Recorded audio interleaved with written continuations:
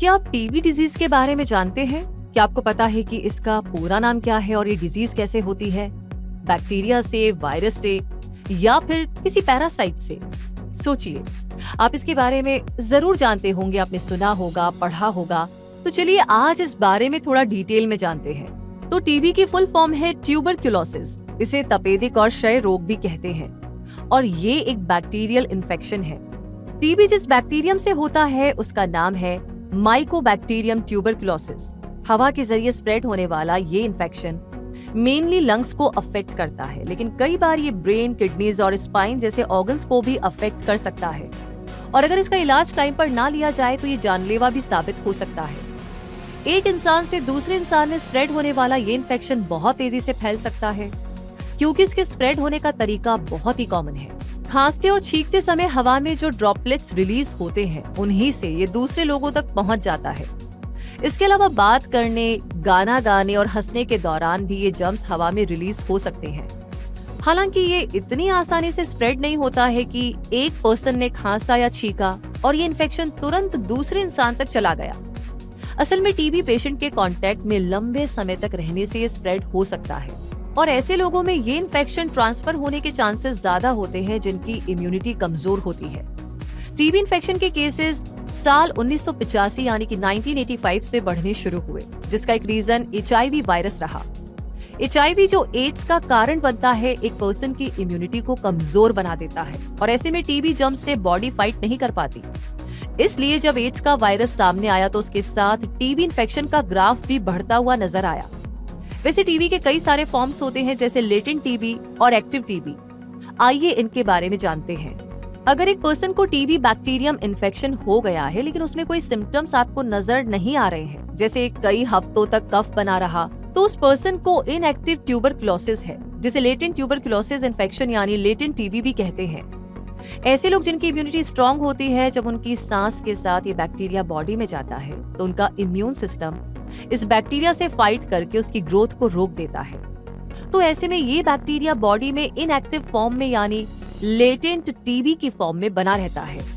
ये inactive bacteria body में जिंदा रहते हैं और बाद में एक्टिव हो सकते हैं। कुछ लोगों को पूरी जिंदगी लेटेंट टीबी इन्फेक्शन रह सकता है, जो कभी एक्टिव भी ना हो और टीबी में डेवलप भी ना हो।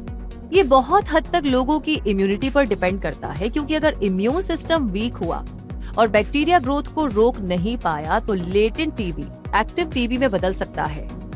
ऐसे लोग जिन्हें लेटेंट टीबी होता है वो दूसरों में टीबी के जर्म्स स्प्रेड नहीं कर सकते।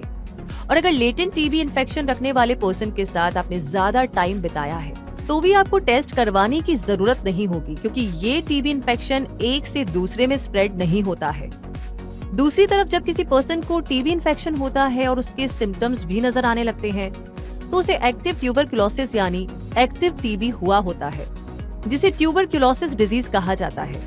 ये टीबी डिजीज एक पर्सन से दूसरे में स्प्रेड हो सकती है। इनएक्टिव और एक्टिव टीबी टाइप्स के अलावा pulmonary tuberculosis, extra pulmonary tuberculosis और सिस्टमैटिक मिलिट्री ट्यूबरक्यूलोसिस भी हुआ करते हैं। पल्मोनरी ट्यूबरक्यूलोसिस लंग का टीबी होता है, जबकि extra pulmonary tuberculosis other body parts को अफेक्ट करने वाला टीबी है। वहीं सिस्टमैटिक मिलिट्री ट्यूबरक्यूलोसिस पूरी बॉडी में स्प्रेड हो सकता है और लीवर इन्फेक्शन, ब्रेन इन्फ्लेमेशन जैसी कंडीशंस को पैदा कर सकता है। अब टीबी की डिफरेंट फॉर्म्स जान लेने के बाद इसके सिम्टम्स को भी जानना जरूरी है और एक्टिव टीबी होने पर ये सिम्टम्स नजर आते हैं।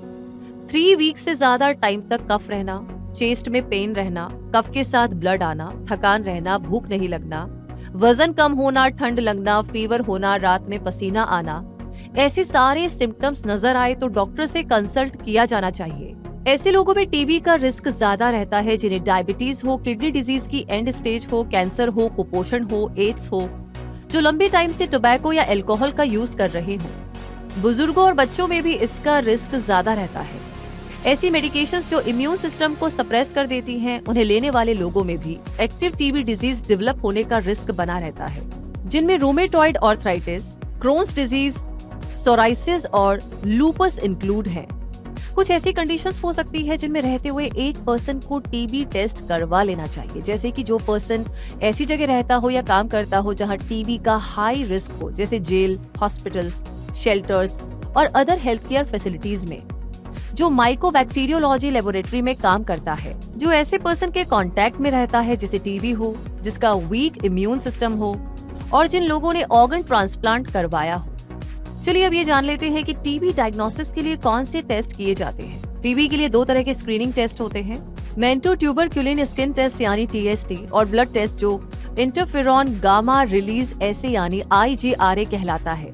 इनके बाद इन्फेक्शन एक्टिव है या नहीं और क्या उस पर्सन के लंग्स इन्फेक्टेड हैं, ये जानने के लिए कुछ और टेस्ट भी किए जाते हैं, जैसे lab test on sputum and lung fluid, chest x-ray और कंप्यूटेड टोमोग्राफी यानी CT स्कैन्स।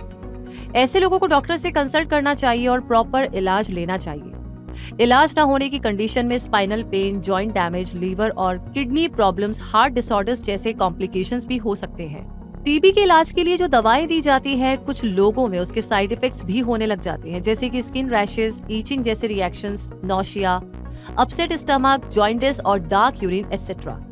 और अब ये जान लेना बेहतर होगा कि टीबी से बचाव कैसे किया जाए। तो इसके लिए आपको ये गाइडलाइन फॉलो करनी चाहिए। अपने हाथों को अच्छी तरह धोते रहना, अपने मुंह को कवर करके खांसना या छींकना, दूसरे लोगों से क्लोज कांटेक्ट अवॉइड करना, बीमार होने की कंडीशन में वर्क या स्कूल जाना अवॉइड करना। इसलिए इन सभी बातों को ध्यान में रखें और अगर latent TB infection test positive आए तो प्रॉपर इलाज लेकर टीबी के रिस्क को कम करना चाहिए ताकि वो एक्टिव टीबी ना बन सके। और फिर एक्टिव टीबी ही कंटेजियस होता है यानी कि संक्रामक होता है, जो कि एक से दूसरे पर्सन में स्प्रेड होता है। और अगर एक्टिव टीबी डायग्नोस हो तो घबराइए मत, इलाज लीजिए ताकि कुछ ही हफ्तों में आप बेहतर हो जाएं।